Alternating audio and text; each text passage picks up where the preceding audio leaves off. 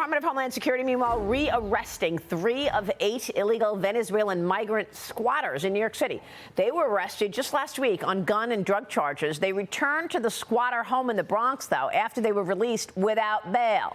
One of the migrants had been charged with attempted murder just last August. Fox News' White House correspondent Peter Doocy grilled the administration on why such dangerous offenders keep being released back into the community. Watch.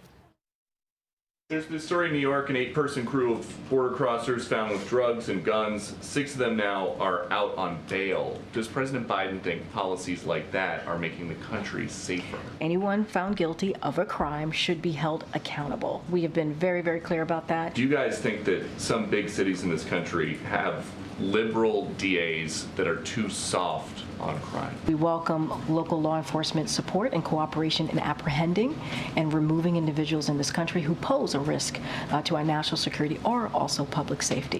Oh, my God. Talking points while people are getting murdered and stolen. Immigration authorities have lodged a detainer request for the 4 other migrant squatters being held in local custody. One still is on the loose. Joining me now is Pinal County, Arizona Sheriff and U.S. Senate candidate Mark Lamb. Great to see you, sir. Thanks very much for being here. Your reaction to all of this as KJP is giving Peter Doocy talking points.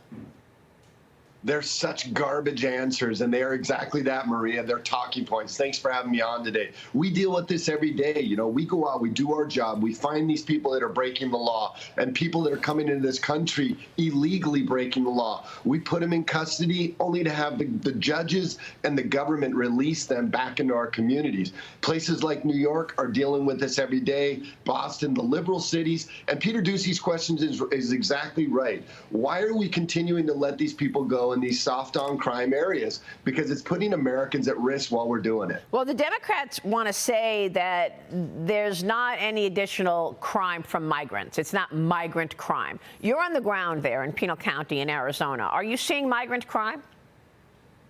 Look, you see it every day. For them to say that this is not happening, that's just not true. Look, there are good people that come into this country, albeit they're not doing it the right way. But in amongst all of them are also bad people. And the liberals refuse to accept and acknowledge the fact there is bad people coming into this country. Our job in law enforcement, if I got to stop 9 good people to stop that one bad person, that's my job. I'm expected to do that by the American people. And so is the federal government. We expect ICE, DHS, and all of these people to hold them accountable. Yeah. The good men and women do a great job. The judges are failing us. The federal government's failing us. Michael Balboni, jump in here, because we are seeing a serious impact from all of these migrants with regard to the pressure on big cities, but also crime. What are you seeing? So right here in New York City, what you're seeing is the impact of gangs, Venezuelan gangs in particular.